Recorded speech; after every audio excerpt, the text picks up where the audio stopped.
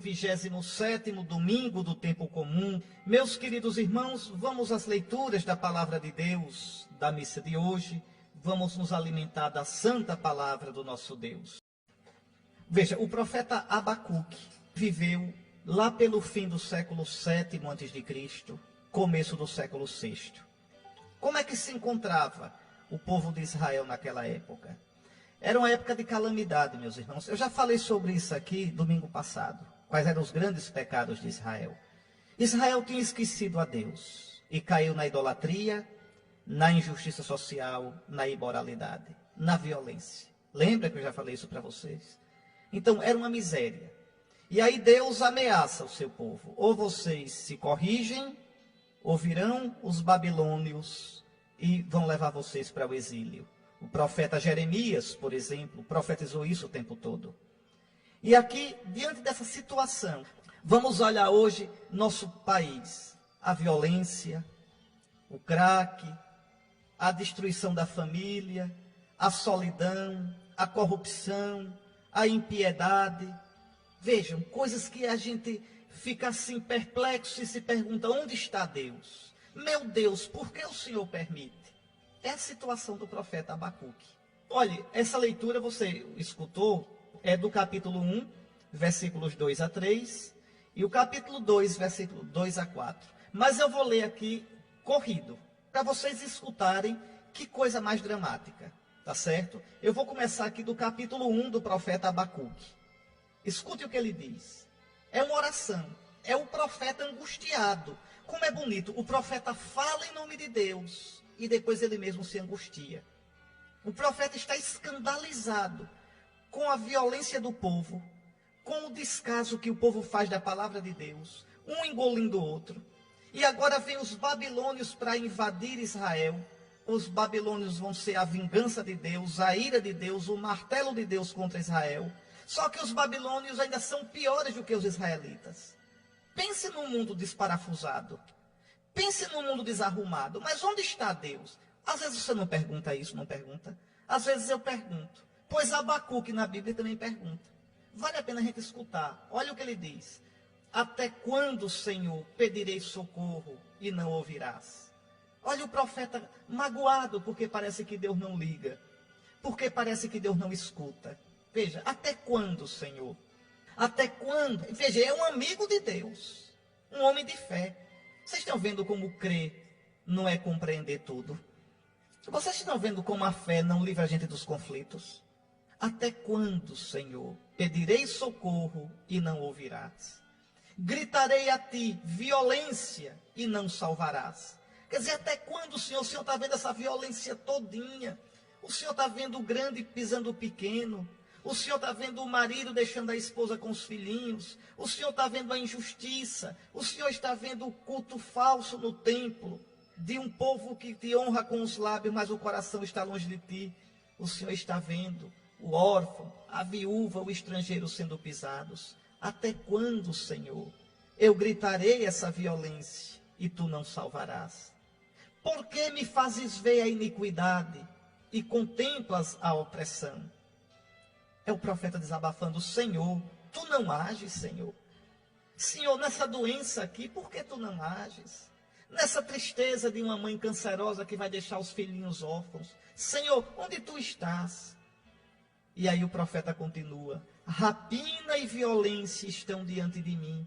A disputa. Levantam-se contendas. Por isso a lei se enfraquece e o direito não aparece nunca mais. Sim, o ímpio cerca o justo.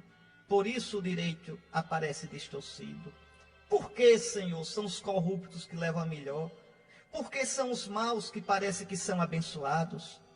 Por que a mentira? Por que a embromação parece ter mais futuro no mundo do que o bem? Veja, é o profeta angustiado diante de Deus rezando. Aqui agora é Deus falando, respondendo. Diante da maldade de Israel, olha o que Deus diz. E o profeta continua. Olhai entre os povos e contemplai. Espantai-vos, admirai-vos. Porque realizo em vossos dias uma obra. Vós não acreditaríeis se fosse contada. Sim, Eis que suscitarei os caldeus, quer dizer, os babilônios, esse povo cruel e impetuoso, que percorre vastas extensões da terra para conquistar habitações que não lhe pertencem. O que é que Deus está dizendo aqui pela boca do profeta? Deus está respondendo ao profeta e ao povo. Eu vou me vingar da injustiça do meu povo. Eu vou me vingar dessa impiedade do meu povo. Eu vou trazer os caldeus para invadi-los, para atacá-los. Olha aqui, os caldeus são um povo terrível e temível, tá certo? Desses caldeus, procede seu direito e sua grandeza. Eles não respeitam ninguém. Seus cavalos são mais rápidos do que panteras, mais ferozes do que lobos da tarde. Os seus cavaleiros galopam, seus cavaleiros chegam de longe, eles voam como a águia que se precipita para devorar. Vejam, Deus está respondendo ao profeta. O profeta não estava dizendo: Senhor, veja quanta injustiça em Israel. Senhor, o que é que o Senhor vai fazer? Deus está dizendo: eu vou mandar os caldeus para castigar esse povo. Olha só. Ele zomba dos reis. Está falando dos caldeus, do exército caldeu. Príncipes são para ele motivo de riso. Ele se ri de toda a fortaleza. Ele amontou a terra e a toma. Então o vento virou e passou. É culpado aquele cuja força é seu Deus. Deus está dizendo: eu vou mandar esse povo. Esse povo não presta não. Esse povo só confia nele mesmo. Mas eu vou mandá-lo em cima de vocês. Esse povo vai ser minha ira, minha justiça em cima de vocês, meu castigo. Aí Abacuque se aperreia novamente. Aí repare o que Abacuque vai dizer: não és tu, Senhor, desde o início, o meu Deus, o meu santo que não morre? Senhor, tu estabeleceste para exercer o direito. Ó rochedo, tu constituíste para castigar. Meu Deus, o Senhor escolheu os caldeus. Teus olhos, Senhor, são puros demais para ver o mal. Tu não podes contemplar a opressão. Como que diz: Senhor, está certo que a gente não vale nada, que a gente merece umas boas ripas, mas o Senhor vai mandar esse povo vagabundo para castigar a gente. O Senhor vai castigar a gente com um povo que é pior do que a gente. Senhor, os teus olhos são puros demais para ver o mal. Tu não podes contemplar a opressão.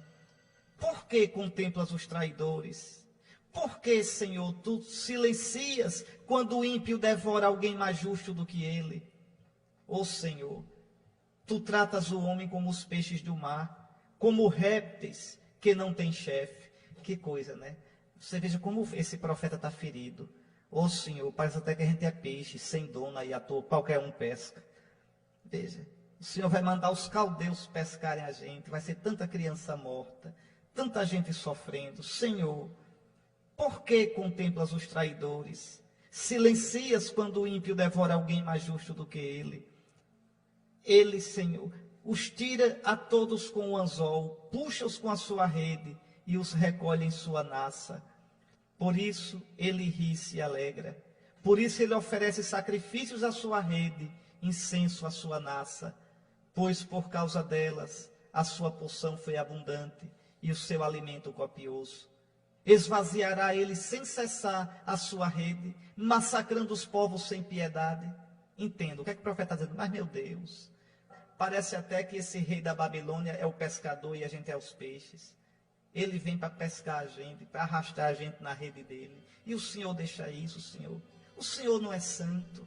O Senhor não é justo. Está certo que a gente pecou, que a gente não presta.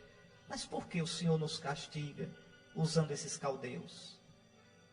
O profeta ainda vai dizer: vou ficar de pé em meu posto de guarda. Vou colocar-me sobre minha muralha e espreitar para ver o que ele me dirá. E o que responderá à minha queixa. Então veja, o profeta rezou, reclamou de Deus, e agora diz: agora eu vou esperar a resposta que ele vai me dar. O que é que Deus vai dizer? Então o Senhor respondeu-me dizendo: escreve a visão, grava-a claramente sobre tábuas, para que se possa ler facilmente. Porque é ainda uma visão para um tempo determinado. Ela aspira por seu termo e não engana. Se ela tarda, espera, porque certamente virá, não falhará. Eis que sucumbe aquele cuja alma não é reta, mas o justo viverá por sua fidelidade. Que coisa linda. O que é que significa isso, meus irmãos? Deus está dizendo, Abacuque pode anunciar. Anuncie e espere. Venha o que vier, no fim de tudo, o mal vai perecer. E o justo viverá pela sua fé. Ou seja, vamos ver agora qual é a lição que essa leitura nos dá. A lição é essa, meus irmãos. Como no tempo de Abacuque, também hoje, no mundo, na sua vida, há tantas coisas que a gente não compreende. Por que o mal? Por que os injustos às vezes triunfam? Por que os grandes esnobam e chutam os pobres, os pequenos? Por que às vezes a perversidade parece que faz sucesso e a bondade fica escondida? Onde é que está Deus? Por que parece que Deus não existe? Por que parece que esse mundo não tem rumo? Será que vale a pena mesmo ser bom? Será que vale a pena lutar para ser reto, ser decente e ser honesto? Essa era a queixa do profeta Abacuque. Senhor, teus olhos são puros, como é que tu permites isso? E aí vem a resposta de Deus. Espera, sustenta o combate, porque haverá um julgamento. Os ímpios irão perecer, mas o justo, quer dizer o santo, triunfará pela sua fidelidade. Será salvo pela sua fidelidade. O justo viverá pela sua fidelidade. Ou seja, aquele que é reto viverá pela sua fidelidade. Olhe, meus irmãos, a gente não pode compreender Deus. Não pode. Essa semana eu estava lendo um livro de São João Crisóstomo, um sermão dele. São João Crisóstomo, um grande doutor da igreja do século IV, de 1700 anos atrás. E ele dizendo, Deus é incompreensível. Meus irmãos, quem pode imaginar Deus? Você pode imaginar Deus? Você pode entender Deus? Não podemos, meus irmãos. Então, diante de coisas da nossa vida, diante de coisas do mundo, que a gente não entende, a gente não deve perder a fé. A gente não deve desconfiar do amor nem da fidelidade de Deus. O que a gente deve dizer é, Senhor, eu creio. Eu não compreendo, mas eu me abandono nas tuas mãos. Isso você pode dizer hoje. Você pode dizer hoje, Senhor, eu creio na tua providência. Eu creio, Senhor, que tu governas todas as coisas. Eu creio que tu diriges a minha vida. Eu não entendo, Senhor, o teu modo de dirigir o mundo. Mas, Senhor, quem és tu e quem sou eu? Tu és tão grande, tu és o meu tudo. Eu sou tão pequeno, eu sou o teu nada. Senhor, ajuda-me a crer. Sustenta, Senhor, a minha pouca fé. É interessante que no missal, para a missa de hoje, logo no início está lá a frase bem assim, Senhor, tudo está em vosso poder, e ninguém pode resistir à vossa vontade. Vós fizestes todas as coisas, o céu, a terra e tudo o que eles contêm. Sois o Deus do universo. Essa frase é tirada do livro de Esté, capítulo 1, versículos 9 e seguintes. Sim, Senhor, tudo está em vosso poder. Tudo. E até quando parece que o mal triunfa, por trás de tudo tu estás presente. E eu creio, Senhor, que os teus justos juízos são corretos. Eu creio, Senhor, que no final de tudo, quem não é correto vai perecer. Mas o justo, quer dizer o santo, o teu amigo, o que não te trai, o que se esforça para caminhar contigo, viverá por sua fé. Senhor, não deixes que eu atravesse o samba da minha vida. Senhor, ajuda-me a perseverar no teu caminho, a não te trair, a não duvidar da tua presença, da tua providência e do teu amor. Senhor, guarda a minha fé. Tantos gritam que tu não existes. Quantos dizem que tu morreste? Senhor, que eu veja. Eu sou como aquele cego do caminho. Cura-me a cegueira do coração. Eu te quero ver. Mostra-me teus caminhos, Senhor. Conduze-me na tua palavra. Não deixes, Senhor, que a minha escuridão me afaste de ti. Não deixes, Senhor, que a minha escuridão fale mais alto do que a tua luz. Senhor, guarda a minha fé. Na noite desse mundo, guarda a minha fé. Eu me lembro da frase um homem que buscou Deus a vida toda, o cardeal Newman, aquele anglicano que se converteu ao catolicismo e que o Papa Bento XVI beatificou na Inglaterra. Foi um homem que buscou Deus a vida toda. E ele já deixou escrita a frase para colocar no túmulo dele. Uma frase estupenda. Diz assim, né? Das sombras e das imagens para a visão. Ou seja, com a morte eu deixo esse mundo de claro e escuro, de sombras, de imagens, e entro na verdade. Das sombras e das imagens para a verdade. São Paulo vai dizer que aqui a gente vê como no espelho, mas lá nós veremos como somos vistos, conheceremos como somos conhecidos. E eu já expliquei essa passagem de São Paulo para vocês. Por quê? O que é que tem o espelho? Na época de São Paulo, o espelho não era polido como os espelhos de hoje. O espelho, naquela época, parecia o fundo de uma bandeja inox. Você via de modo quebradiço. É assim que a gente vê a realidade. Deus existe. A gente vê o brilho lindo das estrelas. A gente vê um céu enluarado. A gente sente a gostosura da brisa. A gente escuta o murmúrio das ondas do mar. A gente vê uma criança sorrindo, uma flor se abrindo, a bondade que alguém faz. E o coração da gente diz, Deus existe. Mas por outro lado também há tanta coisa feia.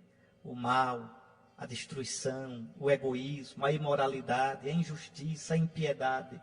Tantas coisas que a gente diz, meu Deus, será que tu existes? A gente vê como no espelho. Não vê claro. São Paulo diz, você pode olhar na sua Bíblia, para não pensar que o bispo auxiliar está enganando você. 1 aos Coríntios, capítulo 13, versículo 12. Agora vemos em espelho e de maneira confusa, mas depois veremos face a face. Eu só vou entender tudo, meus irmãos, no céu. No céu. No céu eu vou ver coisas que eu nunca imaginei que o sentido era aquele. Aí eu compreenderei e adorarei eternamente a sabedoria de Deus. E São Paulo diz ainda, agora o meu conhecimento é limitado, mas depois conhecerei como sou conhecido. Mas agora a gente caminha na fé. É um desafio. Santa Teresinha dizia, nós só temos esta vida para viver de fé. Lá será a visão eterna. Aqui nós caminhamos na penumbra da fé. Então, meus irmãos, às vezes a gente se queixa, às vezes a gente se angustia. Veja, Abacuque, o santo profeta de Deus, 600 anos antes de Cristo, já se angustiava e perguntava, Senhor, até quando clamarei sem me atenderes? Senhor, por que me fazes ver iniquidades, quando tu mesmo vês a maldade? Tu não estás vendo, Senhor. Senhor, por que tu permites? E Deus responde, cuidado, Abacuque, espera, mas com certeza espera, não falhará a minha palavra. Quem não é correto vai morrer, mas o justo viverá por sua fé. O que significa que quem não é correto vai morrer? Quer dizer, vai se danar eternamente. Vai cair na morte eterna. Na segunda morte. A primeira morte, todo mundo vai passar por ela, é a morte do corpo. Quando a nossa alma se separa do corpo. Mas há uma outra morte, horrível, a segunda morte. Que é o quê? A morte da alma, o inferno.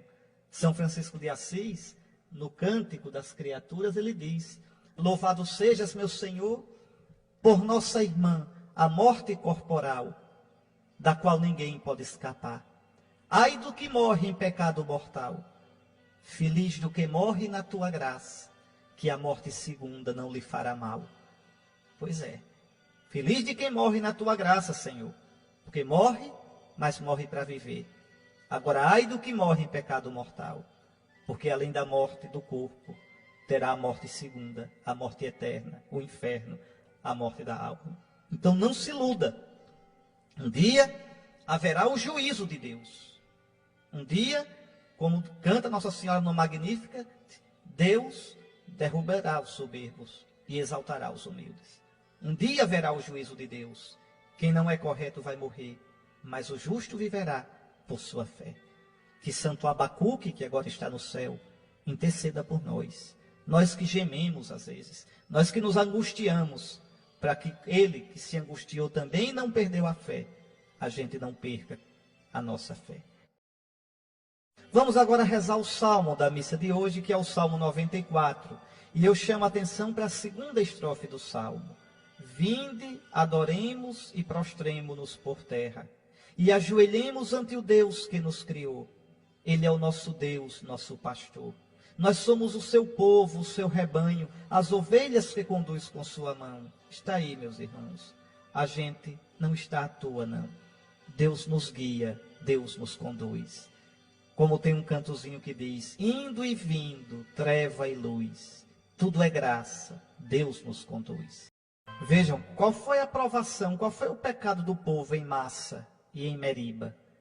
O povo no meio do deserto, sem ter água, cansado, blasfemou contra Deus. Perguntou, mas Deus está ou não está com a gente? Deus está ou não está no nosso meio?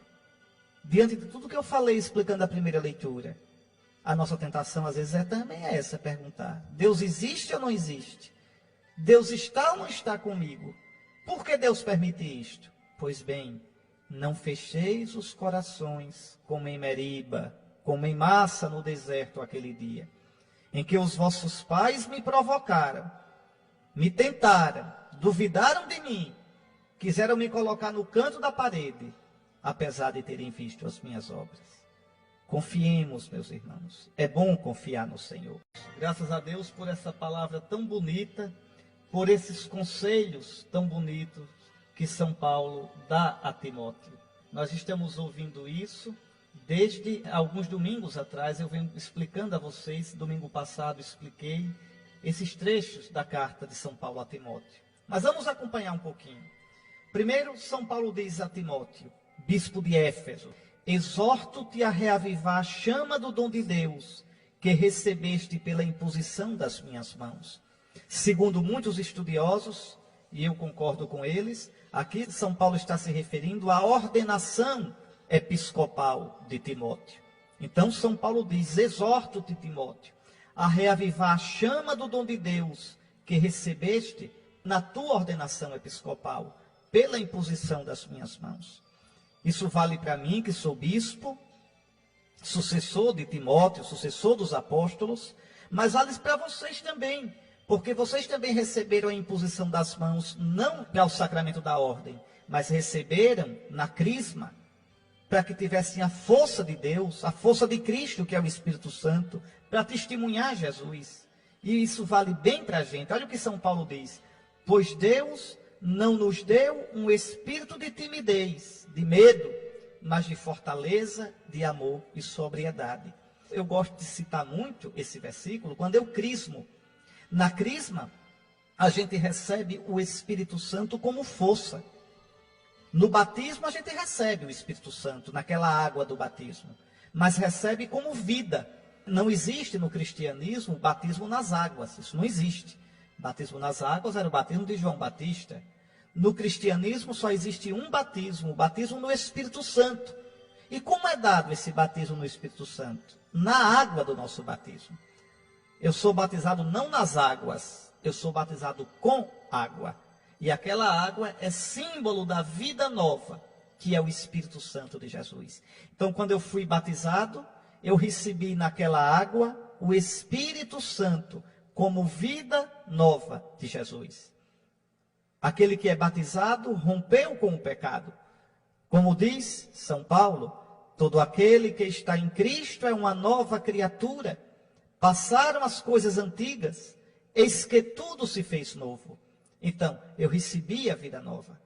Depois, na crisma, quando o bispo com a mão direita unge a minha testa com o crisma, com o óleo, e ao mesmo tempo impõe a mão na minha cabeça, com o polegar, ele unge a minha testa. E com a palma da mão e os 4 outros dedos, ele impõe a mão sobre a minha cabeça.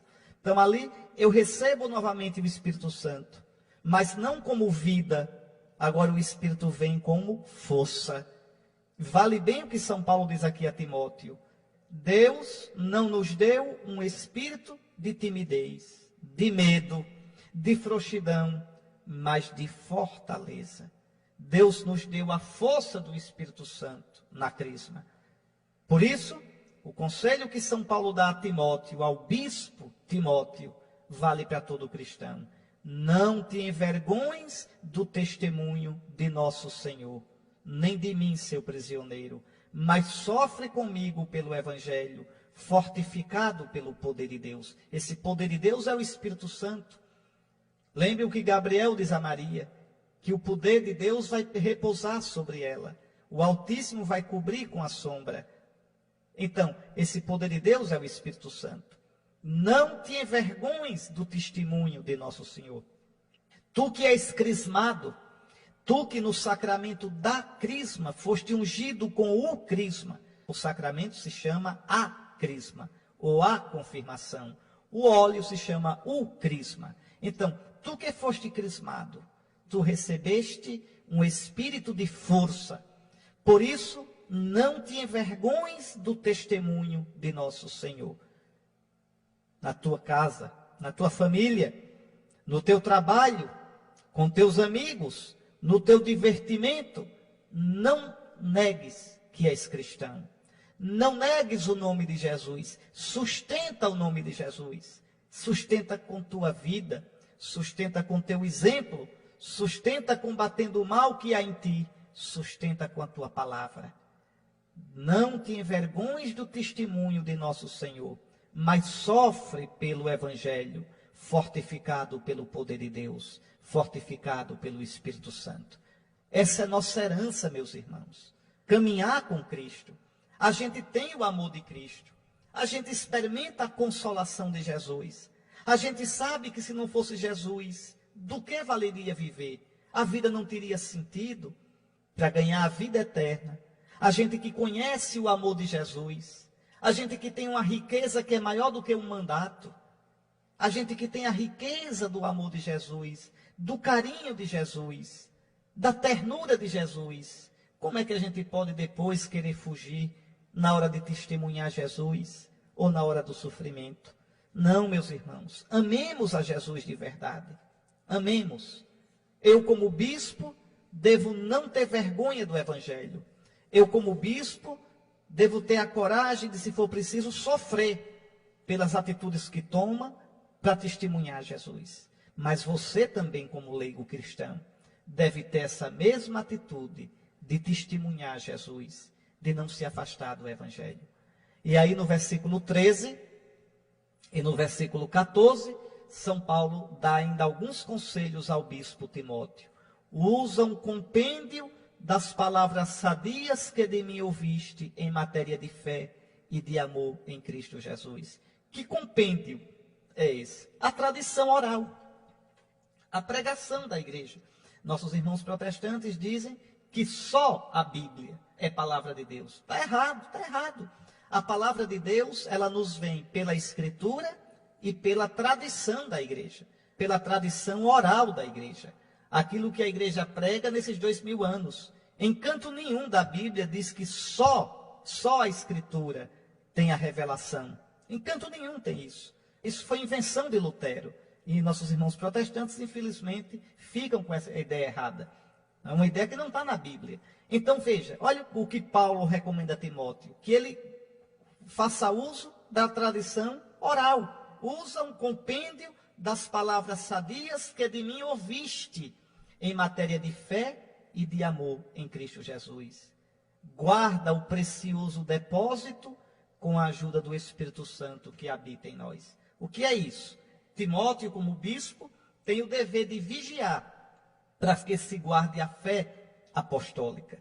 É a missão do bispo. A missão do bispo na igreja local, uma delas é vigiar no bom sentido, que é supervisionar para que se guarde a autêntica fé apostólica.